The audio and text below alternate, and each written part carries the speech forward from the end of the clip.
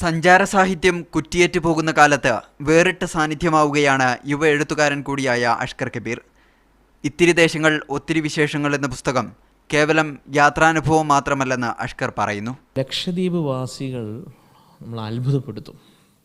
അവരുടെ പെരുമാറ്റം കൊണ്ടും അവരുടെ സഹവർത്തിത്വം കൊണ്ടും അവരുടെ സ്നേഹം കൊണ്ടും അത്ഭുതപ്പെടുത്തും. അപ്പോൾ എനിക്ക് തോന്നി അങ്ങനെ അത് എന്തെങ്കിലും അവരെക്കുറിച്ച് കുറിക്കണമല്ലോ, അവരെക്കുറിച്ച് എന്തെങ്കിലും എഴുതണമല്ലോ. കാരണം അവർ ഇത്രയും നമ്മളെ സൽക്കരിച്ചിട്ടും നമ്മളോട് ഇടപഴകിയിട്ടും അവരെ കുറിച്ച് ഒന്നും പറയാതിരിക്കുന്നത് ശരിയല്ലല്ലോ.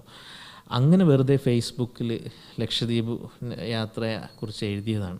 ഇന്ത്യയിലെ 22 സംസ്ഥാനങ്ങളിലും അഷ്കർ കബീർ ഇതിനകം സന്ദർശിച്ചു. കൂടാതെ നേപ്പാളും സന്ദർശിച്ചു. യാത്രകളോടുള്ള കമ്പം തുടങ്ങിയത് ഇങ്ങനെയാണ്.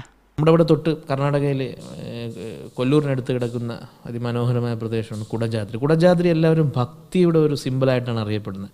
പക്ഷേ എന്നെ കുടജാദ്രിയിൽ എത്തിച്ചത് ഈ കുടജാദ്രിയിൽ കുടചൂടുമ്മ കുടമഞ്ഞും പോലെ ഈ പ്രണയം എന്നൊരു ആൽബം സോങ്ങാണ്.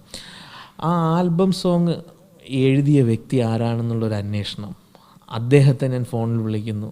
പിന്നെ അദ്ദേഹത്തിൻ്റെ ഇത് ഡയറക്റ്റ് ചെയ്ത ആൾ മലയാളത്തിലെ അറിയപ്പെടുന്ന ആർട്ട് ഫിലിം മേക്കറാണ്.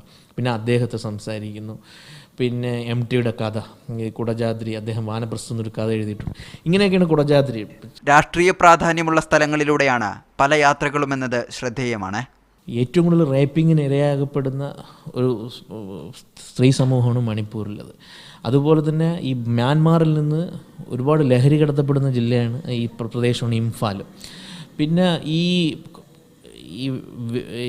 പോലീസ് എൻകൗണ്ടേഴ്സിൽ ഇതുണ്ടല്ലോ, നമ്മളെ വ്യാജ ഏറ്റുമുട്ടലുകളിൽ ഒരുപാട് പേര് കൊല്ലപ്പെടുന്ന പ്രദേശമാണ് ഇംഫാൽ. അപ്പം ഇംഫാലായാലും നാഗാലാൻഡ് ആയാലും ഇതുപോലുള്ള പ്രദേശങ്ങളിലൂടെയൊക്കെ നമ്മൾ സഞ്ചരിക്കുമ്പോഴുള്ള ഒരു അനുഭവമുണ്ട്. സഞ്ചാരവും എഴുത്തും പണമുണ്ടാക്കാനുള്ള പ്രൊഫഷണല്ലെന്നാണ് അഷ്കറിൻ്റെ പക്ഷം. ഇനിയും യാത്ര പോകും. ആത്മനിർവൃത്തിക്കായി അവയെക്കുറിച്ച് എഴുതുമെന്നും അഷ്കർ പറയുന്നു. മീഡിയ 1, തിരുവനന്തപുരം.